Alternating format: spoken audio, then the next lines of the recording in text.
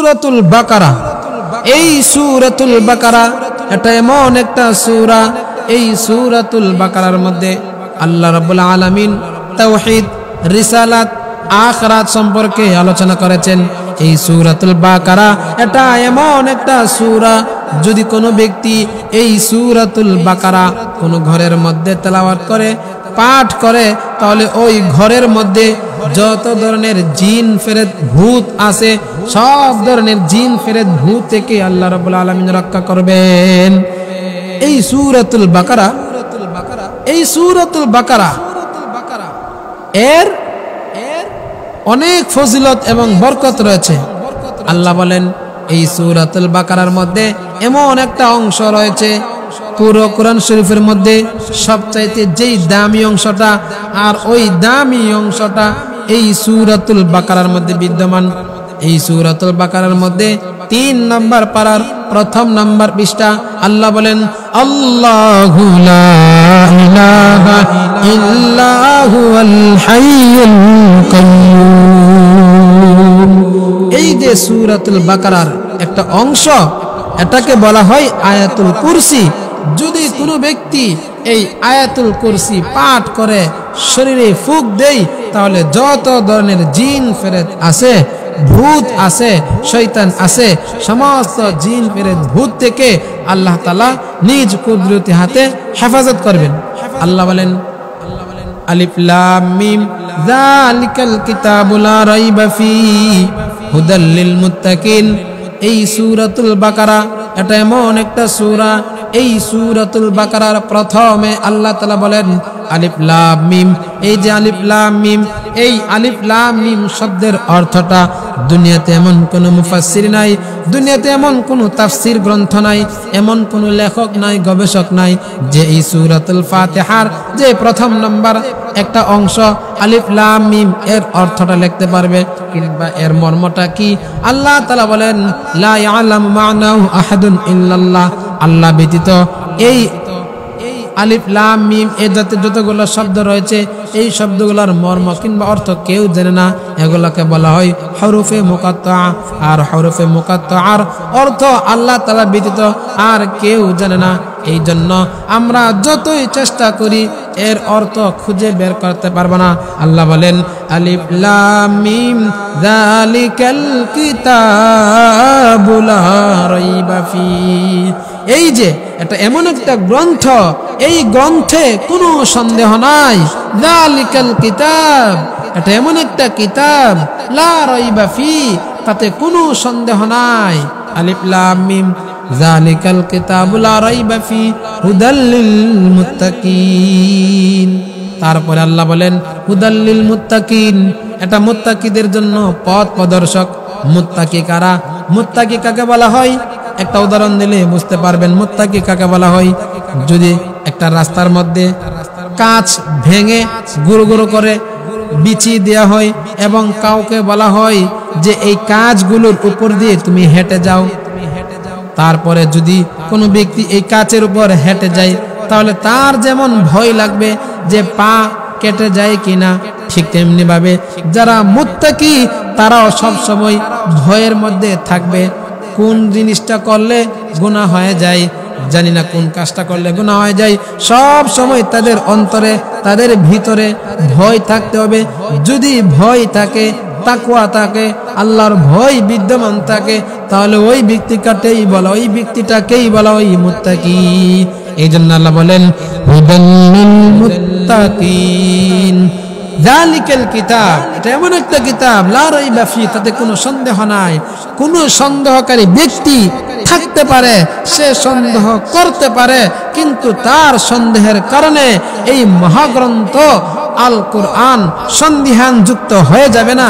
আল্লাহ এই জন্যই অনেক আয়াতে বলতেছেন ওয়া ইন কুনতুম ফি রাইবিম মিম্মা, ওয়া ইন কুনতুম ফি রাইবিম মিম্মা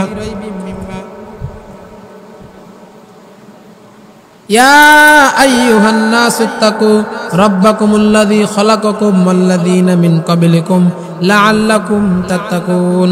ওয়া ইন কুনতুম ফি রাইবিম, যদি তোমরা সন্দেহান হয়ে থাকো এই কোরআনের ব্যাপারে, অর্থাৎ এই যে আমি আল্লাহ এই কোরআন নাজিল করেছি, যদি তোমরা এই কোরআনের ব্যাপারে সন্দেহান যুক্ত হয়ে থাকো তাহলে তোমাদের সন্দেহার দ্বারা এই কোরআন সন্দেহান যুক্ত হয়ে যাবে না। ফাতু বিসূরাতিন মিসলিহা, তোমরা এই কোরআনের মতো ছোট্ট একটি সূরা বানিয়ে নিয়ে আসো, আমি দেখি তোমরা কেমন সূরা বানিয়ে নিয়ে আসো। কিন্তু না, কেউ সক্ষম হয় নাই এই ছোট্ট একটি সূরা বানানোর মতো, কারো এরকম শক্তি হয় নাই। আল্লাহ বলেন আলিফ লাম মিম যালিকাল কিতাবু লা রাইবা ফি হুদাল লিল মুত্তাকিন। আল্লাহ তাআলা এমন এক সত্তা, আল্লাহ তাআলা নিজের পরিচয় দিয়ে বলেন আল্লাহু লা ইলাহা ইল্লা হুয়াল হাইয়ুল কাইয়্যুম। আল্লাহ বলেন হাইয়ুল কাইয়্যুম, আল্লাহ হাইয়ুল কাইয়্যুম। হাইয়ুল কাইয়্যুম কাকে বলা হয়? আল্লাহ তাআলা এমন এক সত্তা, আল্লাহ তাআলা চিরঞ্জীব।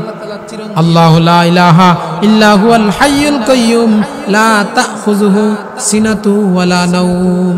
আল্লাহ তাআলাকে ঘুম পাকড়াও করতে পারে না, ত্রন্দা পাকড়াও করতে পারে না, আর তার নামই হচ্ছে সত্তা। তিনি এমন এক সত্তা, যেই সত্তা যার কোনো ঘুম নাই, যার কোনো ত্রন্দা নাই, তাকেই বলা হয় আল্লাহ।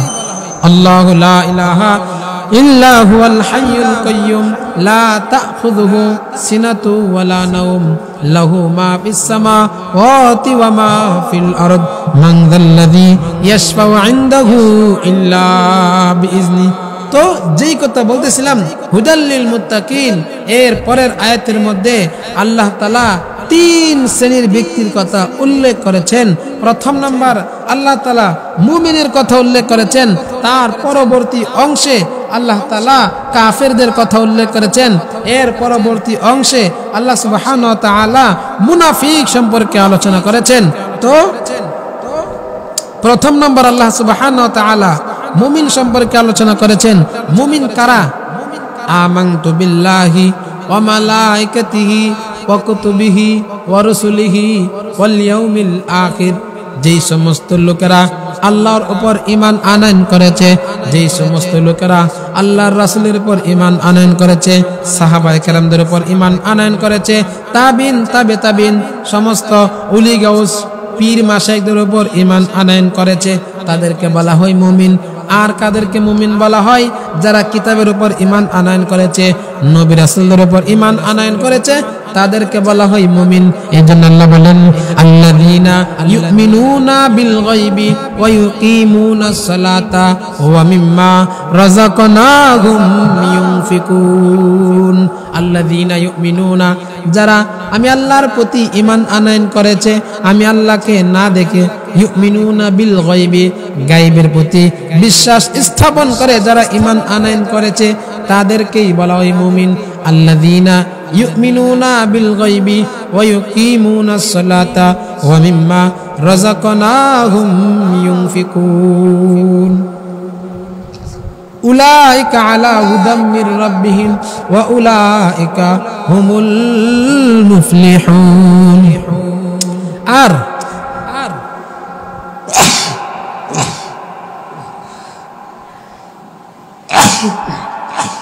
আর ওই সমস্ত ব্যক্তিদের কি বলা হয়?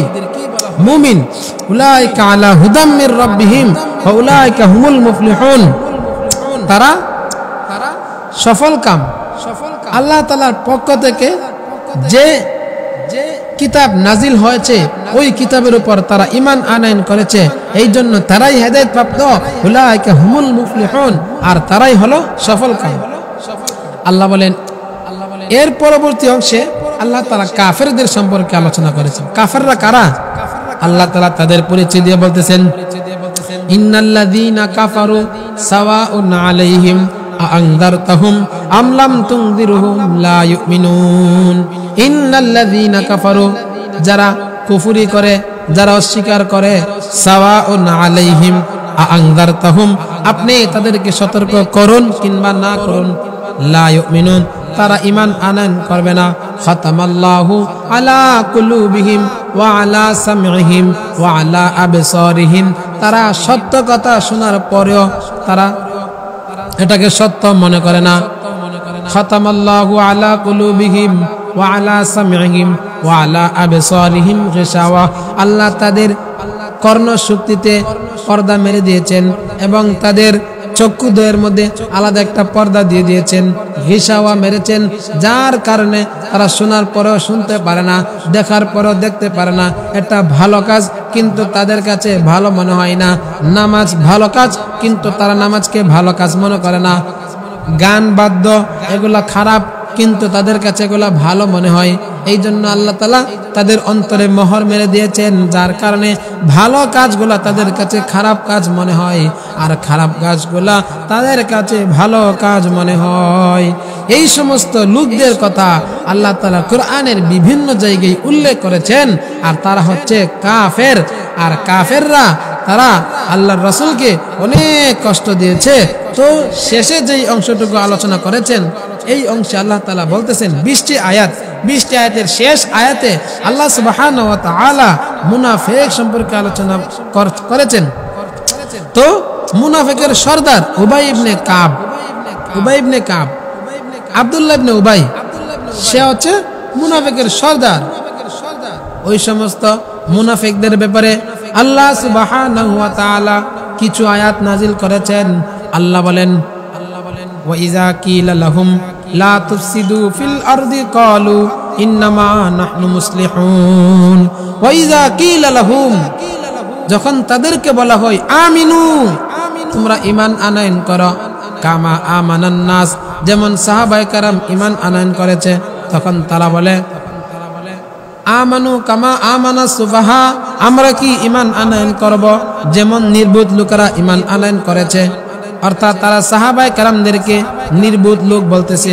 আল্লাহ বলেন আলা সাবধান, আলা সাবধান, ইন্নাহুম হুমুস সুফাহা ওয়ালাকিন লা ইয়ালামুন। আমার সাহাবায়ে কেরাম তারা নির্বোধ না, বরঞ্চ নির্বোধ হলো ওই সমস্ত কাফের বেঈমান মুশরিকরা।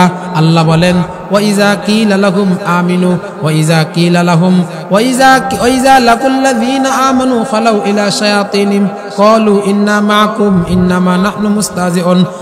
যেমন ওই সমস্ত কাফেররা, ওই সমস্ত মুনাফিকরা যখন তারা রাসূলদের সাথে একত্র হয় কিংবা সাহাবায়ে কেরামদের সাথে তারা চলাফেরা করে, তখন সাহাবায়ে কেরামদেরকে তারা বলে যে আমরা তোমাদের সঙ্গে আছি, আমরা তোমাদের কথা মতে চলি, তোমরা যেইভাবে আমাদেরকে চলতে বলো আমরা ওইভাবে চলবো, তোমরা আমাদেরকে যেইভাবে কথা বলো আমরা ওইভাবেই কথাগুলো মানার চেষ্টা করব। কিন্তু যখন তারা শয়তানদের লিডারদের সঙ্গে তারা সাক্ষাৎ করে, ওয়াইজা খালাউ ইলা শায়াতিনহিম ক্বালু ইন্না মাআকুম, তখন তারা তাদেরকে বলে, অর্থাৎ কাফেরদের লিডারদেরকে বলে আমরা তোমাদের সঙ্গে আছি, আমরা তো মুসলমানদের সঙ্গে এমনি কথা বলি, এমনি কথোপকথন করি, তাদের সঙ্গে আমরা যাই না, তাদের সঙ্গে আমরা কথা বলি না, তাদের প্রতি আমরা ঈমান আনয়ন করি না, বরঞ্চ আমরা তোমাদের উপরেই, তোমাদের সঙ্গেই থাকি, তোমাদের সঙ্গে কথা বলি। এই সমস্ত লোকদেরকে বলা হয় মুনাফিক। ইন্না ফিদ দারকিল আসফারি মিনান নার, মুনাফিকদের সর্বনিম্ন স্থান হচ্ছে জাহান্নামের সবচেয়ে নিকৃষ্ট স্থান। এই জন্য আমরা কবরে যাওয়ার আগে আগে আমরা কবরের সামানা তৈরি করার জন্য চেষ্টা করব, কারণ এই কবরের আযাব অনেক কঠিন, এই কবরের আযাব কেউ সহ্য করতে পারবে না। আল্লাহ সুবহানাহু ওয়া তাআলা আমাদেরকে কোরআনে কারীমের বিভিন্ন জায়গায় সতর্ক করেছেন, কবরের কথা স্মরণ করে দিয়েছেন, যাতে আমরা কবরে যাওয়ার আগে আগে কবরের সামানা তৈরি করতে পারি। তো যাই হোক, যেই আলোচনাগুলো করলাম, আল্লাহ সুবহানাহু